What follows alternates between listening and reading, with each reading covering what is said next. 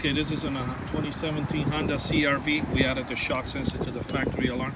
I'm going to go ahead and arm the system. You're going to notice in the dash it's got that red light flashing.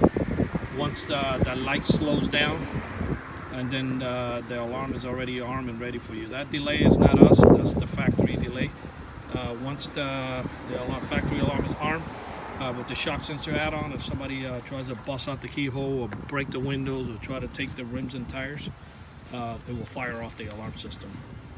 This is a nice add-on to your factory alarm, so you don't have to have another remote control in your keychain.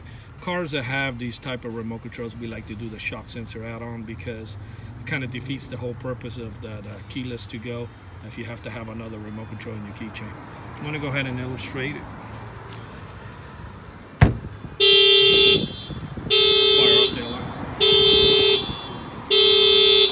I'm going to go ahead and hit unlock on the remote control and that will turn it off.